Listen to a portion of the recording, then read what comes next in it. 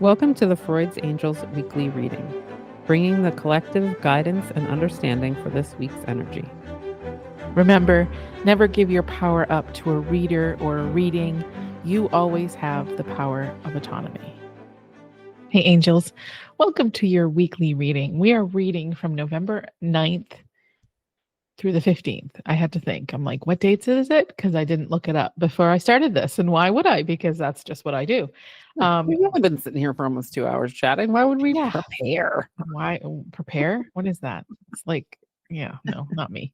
Not us. Happy Mercury retrograde, friends. We've all been feeling it already between the Beaver moon happening last week, between the Mars and it's all of its conjunctions and connections and whatever it's doing. Uranus went retrograde. Y'all, it's just practice your breathing, keep breathing. Venus is in Scorpio. Oh, fun times. And fun times. Yeah, it's hard. And we'll talk about that after, but let's get into the cards first and kind of get a lay of the energetic land. And then we'll kind of like talk about some ways to navigate through Mercury retrograde. Yes, Nessa. So I am recording on location in Georgetown, Kentucky, instead of Lexington, Kentucky, at my sister's house. And because I'm pretty bad at making lists, I left without a lot of stuff at my house and didn't know till this morning. So I do not have my mermaid cards with me today, which made me panic about 25 minutes before we sat down. But then I remembered my sister has some cards that were left at her house long ago. So I'm using those, and they just happen to be tarot cards, which are things that I don't use very often. We all know I love an oracle card because I can make it up a little bit easier than these that have a little bit more of a fixed meaning when they were made, but that is not going to stop me. So the card that I got is very funny because y'all will see when I put this up on my social media. I have been thinking about this concept for a long time. I have a lot of clients who are in this energy right now, and we've been working through making it okay.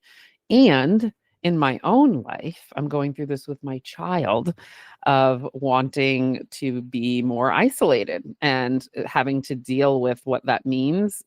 When I say deal with, I mean the difference between her and I sometimes, and having to be able to see the value in this. So anyway, it's the Hermit card.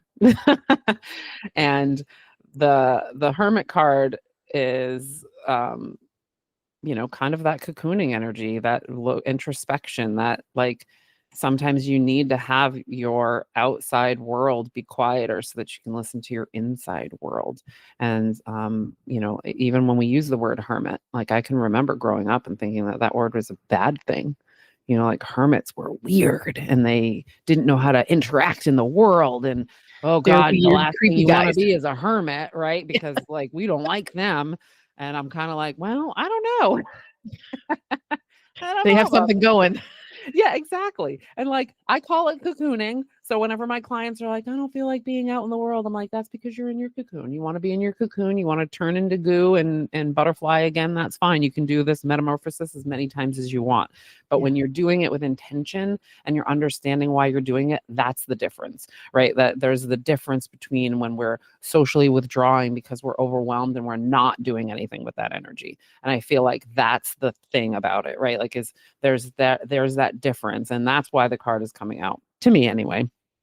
Of, it's okay to withdraw, but what are you going to do with your withdrawal, right? Like make it work for you. That even if it's because of burnout, even if it's because of overwhelm, even like if it's because of hurt, pain, whatever, use your time to look into yourself and decide what you want instead, decide where like just spend time with yourself in what you're looking for or needing, instead of, just kind of constantly. I think we talk about the fact that we're overwhelmed, or like that becomes the focus, is like, I'm alone because I need to be alone. I'm alone because I need to be alone because the world is overwhelming, or because, instead of, that's yes, right? Like, yes, and let's move to the and part. What do I want to do in this time?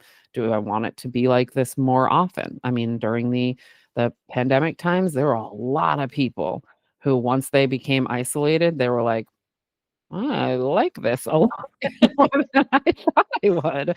I Like, know, back to how it was before. exactly. Like, I was following too many social norms that were wrecking my life. So now I'm going to put a lot more hermit energy into my life, right? Like, of being able to give myself more time at home or give myself more time away or whatever feels like you being with you and you being with your energy to reset or to redefine or to realign. So that's why I feel like the Hermit card came out today, specifically for me, because we knew I was going to be like, okay, that's the meaning, but what else? Yeah. What else? Well, the surrender card is a card I don't think we've ever pulled, Oh, I ever. love it. And so it's good. But this is We're doing new things today. I love like synchronicities and the way the conversations were going and what we were talking about just before we started recording this. And I had pulled it, and then you started talking about this, and I was like, oh my God, I was trying not to laugh because I was like, ha, ha, ha, little do you know. So we're surrendering to divine timing. Oh, Sometimes divine timing may differ from your ego's timing. If a goal isn't manifesting fast enough, according to your ego, be patient and trust the universal flow.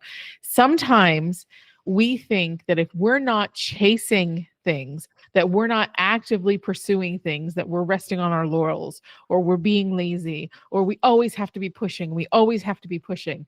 And I think that that's why the Hermit card came out, because it's trusting in that no matter what is here for you in the world, no matter what is here and meant for you, it will never go away, even if you have to take a break from the world. You're not missing out because you're hermiting. You're not missing out because you're deciding to protect your peace for the sake of taking care of yourself. It's always available to you. And if something happens and you think, oh, that was a great opportunity and I missed it, no, it wasn't the opportunity for you. On paper it may look good, but in reality it is not. So it's divine timing is sometimes the biggest swear word that I hear, because I sometimes have a problem with divine timing. Yeah. But I also have learned how much I love to hermit, how much I love incubation, how much I love the idea of, you know what, I just want to be with my energy, so I understand how I'm relating to all the things that out there that I'm trying to do. I'm marketing for the first time ever in my life, and in not in a inner circle moment, but in an outer circle moment. And I'm like having all these feelings, and rather than pushing myself and making myself do these things, I'm like, okay, let's just take a break. Let's just take a break and feel what we're feeling, and be curious, not to produce or change or fix or make it happen, but to be present with myself, because there's a lot of feelings happening and they all have messages, and knowing that gives me how to do what I want to do and need to do, but also in a way that's self-supporting, right?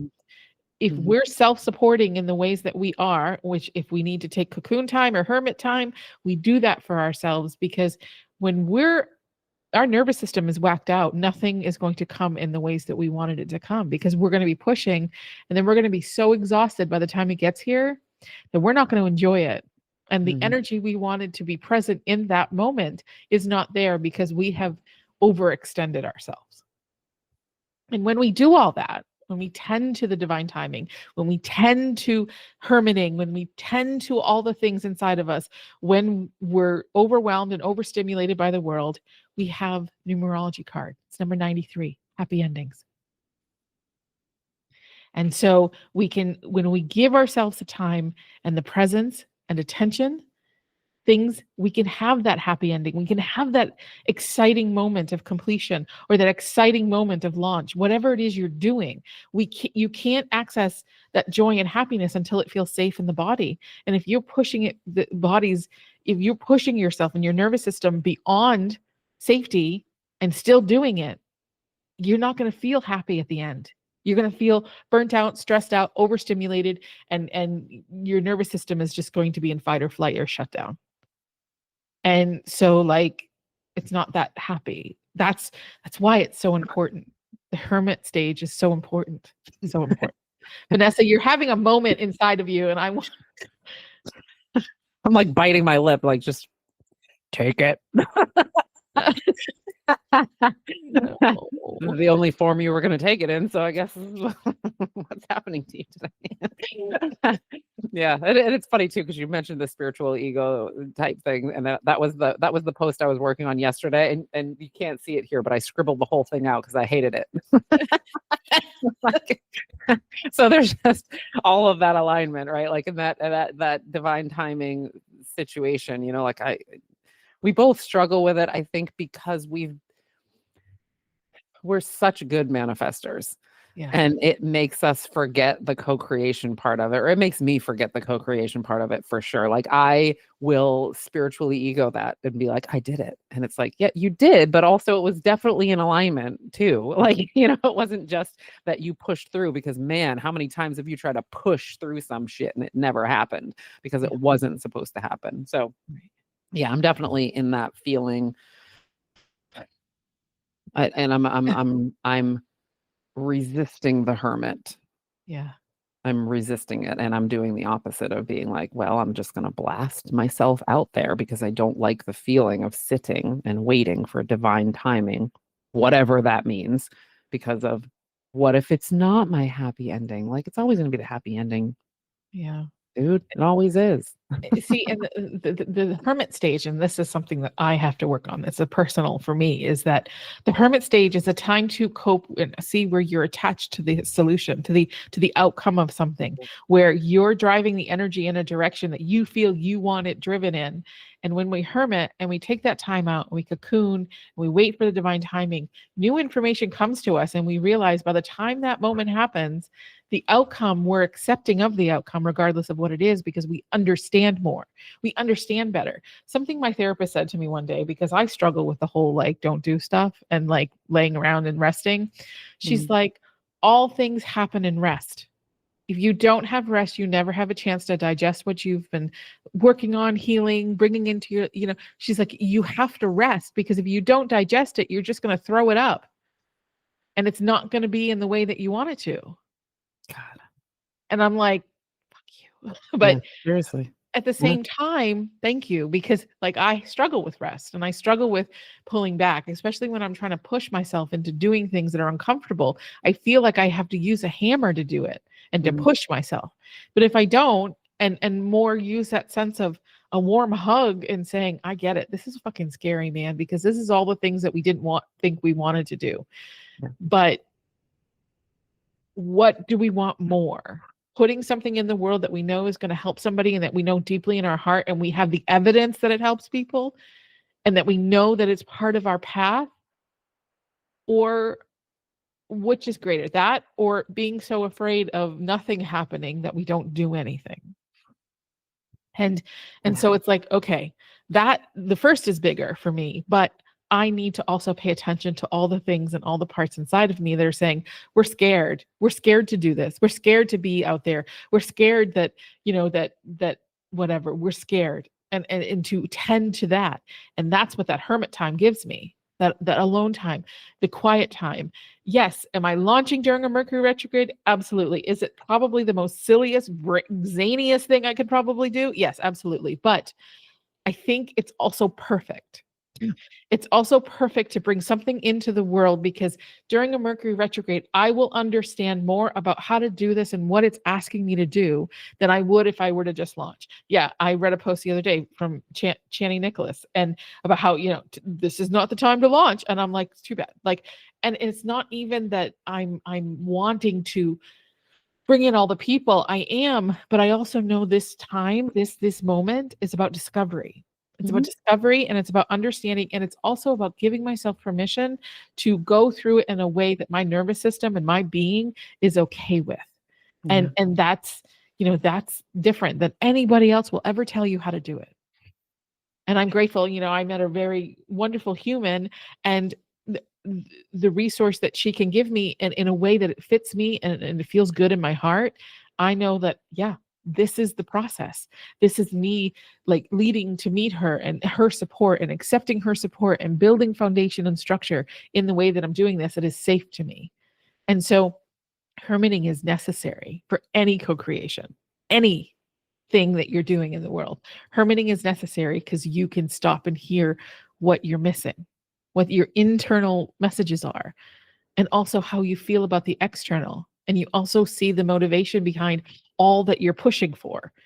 Is Yeah. the motivation from a space of this is it, or is the motivation from a wounding that needs to be tended to, something that is asking for your attention rather than outward, bring it inward. Yeah. So, Well, and I feel like I got the staircase speech in there that I oh, give all of my clients that I was just like, Jesus, like again, like it comes back around. I mean, in my own therapy session this week, I brought attachment styles, and we talked about it because, when you're both therapists, you're like, ah, ha, ha, we didn't learn anything, like it's talking about it. And I feel like, it's a gift when you have somebody who comes with something like that. But, just hearing the same shit come back at you that you tell other people, you're just like, God, why is it?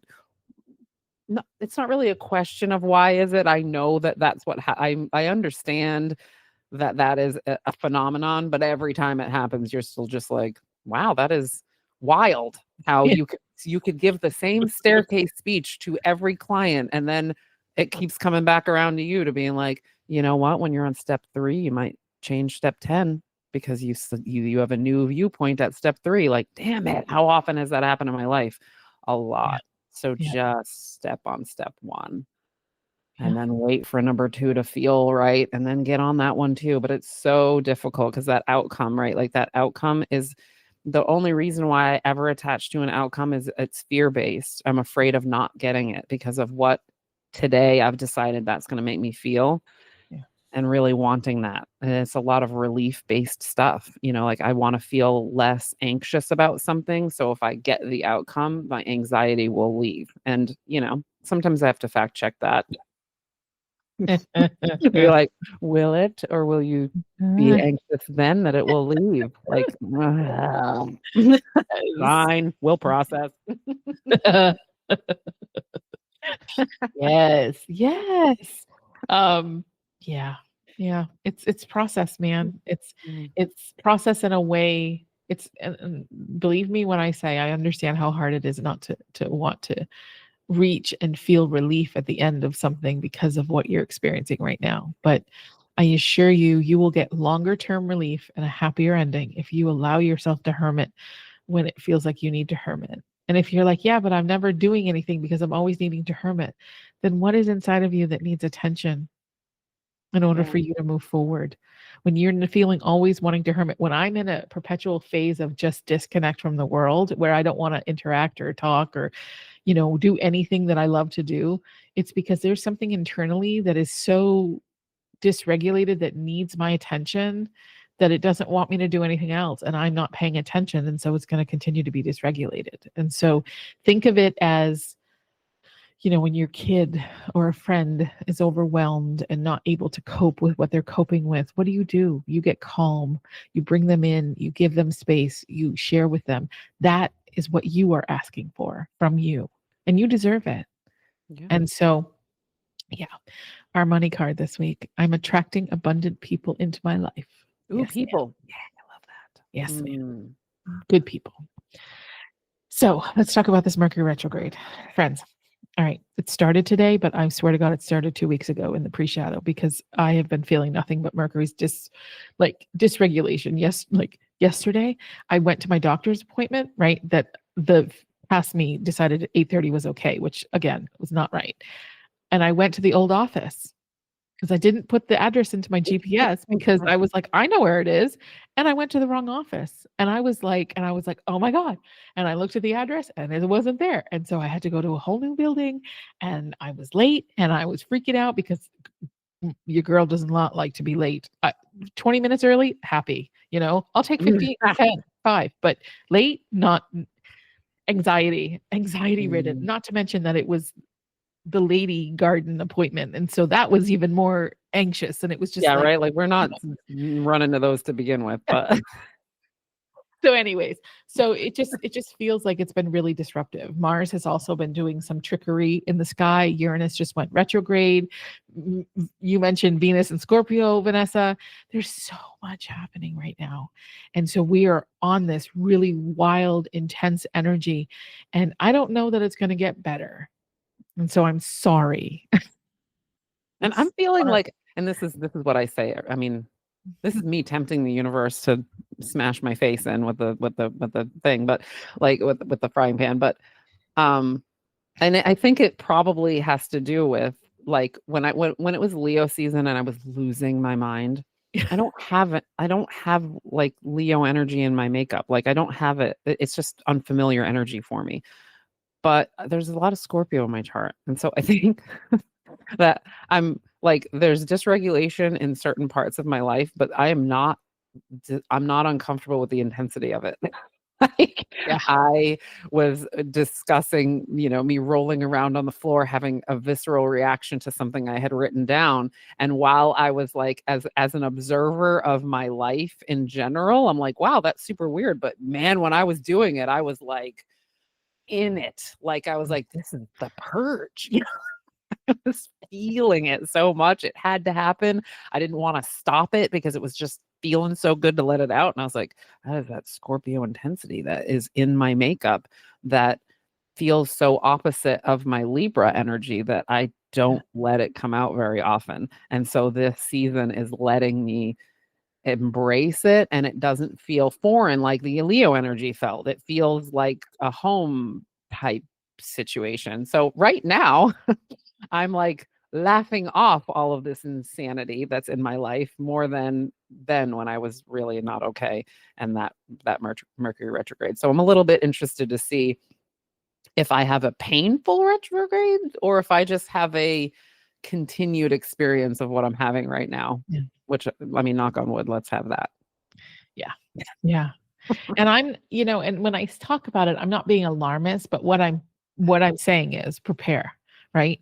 We don't fear things. We don't go into this idea, oh my God, it's Mercury retrograde. Mercury retrograde sucks. It's not easy. I'm not denying the fact that it's not easy, but it's knowing that what's happening and knowing that there are also, I think, 4 other planets in retrograde right now. And so November's a bit of a like intensity, but here's what you do is that you learn to ground yourself each day. If things get wild, you ground yourself. I can't tell you how many times my therapist has said, do you feel your butt in the seat? Do you feel your feet on the floor? Do you feel your hands on the pillow? She keeps reminding me to come back to my body and be present in my body and to feel what my body is feeling rather than this whirlwind of just anxiety. And I can't tell you how many times we're probably going to need to do that this next 3 weeks. So I mean, because collectively the energy also, I mean, yeah. that's the thing is like we've got our planetary stuff, but wow, the world energy is a Yes. hot mess.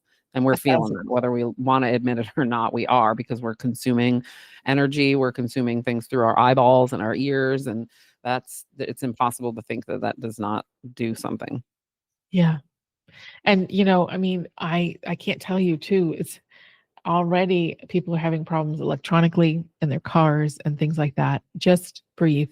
Don't make moves until it's over and you see if it just turns itself off. Because I can't tell you how many times that has happened where in a retrograde, it's like things go haywire and you're like, oh my God, my car. And then it goes direct and you're like, oh, it went off. Okay. What was that? It was Mercury. So, just try not to, I'm not saying try not to panic, but like, if you're feeling yourself being anxious and panicky and frustrated and overwhelmed, return to yourself, return to your body, return to the tools that you have, come back to us, listen to us, put on your favorite podcast, connect to something that grounds you, connect to a practice that brings you to yourself. Take a walk, dance around, whatever it is that helps dispel that anxiety and that energy, but know that you have tools. Trust that you have handled every other Mercury retrograde and heavy retrograde season so far. You've 100% successfully maneuvered all of them. Absolutely. And so you can maneuver through this one. But as you do, keep something to write with handy. I think this retrograde is going to bring a lot of aha moments in our lives.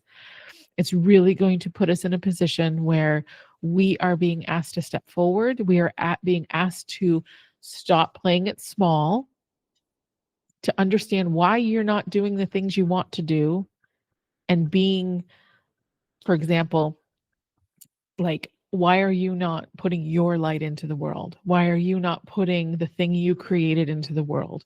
What in your shadow, Scorpio, is preventing you from doing that thing? Let's tend to it. Let's bring love and healing to it. Let's bring understanding. Let's bring support. Because here's the thing. This last thing I'll say, and I'll be done because I could talk forever about this. And you don't need an hour-long astrology lesson. But when we do things, you have this saying out there, do it afraid, do it scared. And that's true, but there's a caveat to that people are missing. There's like but also, yes, when we are regulating and self-supporting and listening to us, hermiting to hear what our internal world is saying, it's not that the fear goes away. It's not that there isn't an alarm that goes away, but it's about knowing that there's self-support to that alarm. You're aware of what the fear is, and you're tending and you're offering it the support it needs in order for you to continue to move forward. It's like a child trying something new that is big and afraid to them. You don't say, oh no, you don't have to do that. But if they have to do that, you talk to them. You ask them how they're feeling. What are their fears? What are they going through? What are they thinking? And then you generally promise, hey, I'm here to support you. I'm here to be here for you. I will be here for you all the time, every step of the way. Like, you're offering the support that child needs to feel secure, right?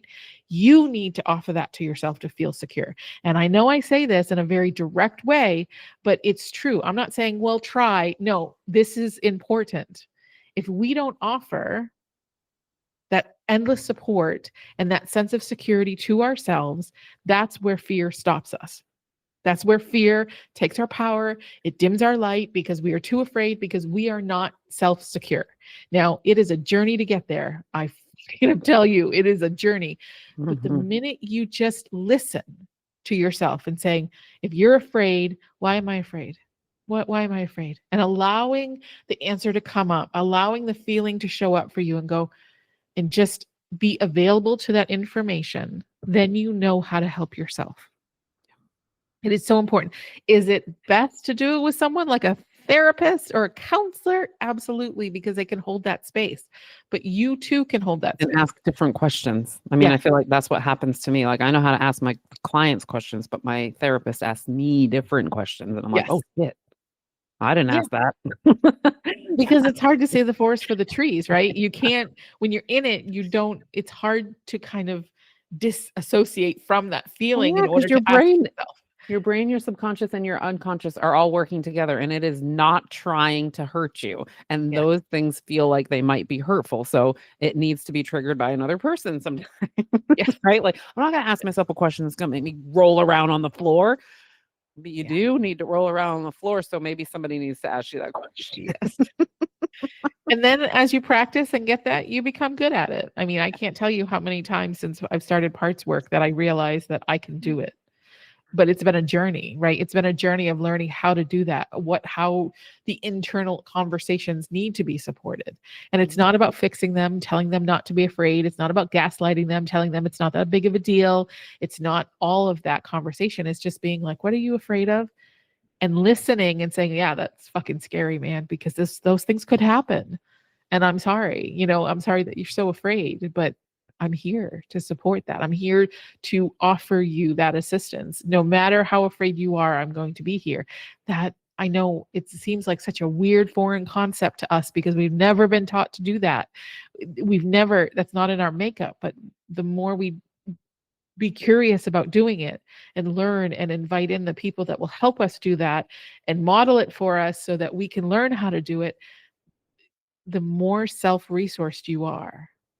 And the more that you're going to do it scared. I'm going to do it afraid. I'm going to do it anxious, because you know why? Because I know I need to do it, but I also know that how I feel about it is important too. And that's how you take what we talked about today, the divine timing, the hermiting, and creating that happy ending that we're wanting. And it doesn't mean it's ending in the way that you think you want it to end. It's ending in the way that is for whatever it is your highest good in this moment. Yeah. and just and having that trust and faith. But again, I know huge concepts, huge ideas of like, yeah, well, how And do I'm I like, get dang, there? we probably should have done this in the podcast. Yeah. As a podcast. That's what happens all the time. We get into it and I'm like, oh, we could do this for like an hour. Yes. But yes. But my friends, just gear up. If anything, just have some brownies and or cookies at hand and just I was just cake. Yeah, cake. I'm like, oh. So So friends, we love you. We love you. We're here for you. You know, in order to, reach out to us, again, email us because yes, DMs don't work for us. Because we're too air signy. Yeah. And again, as always, if your situation is dire right now and you need food or you need at least bread, reach out to us. yes. Or we'll find resources or at least try. We love you and we're wishing you well and happy Mercury in retrograde. Yes. Love you. Thanks for listening. We hope we gave you something to support your journey. Check out our Facebook or Instagram page to connect with us. Have a great week.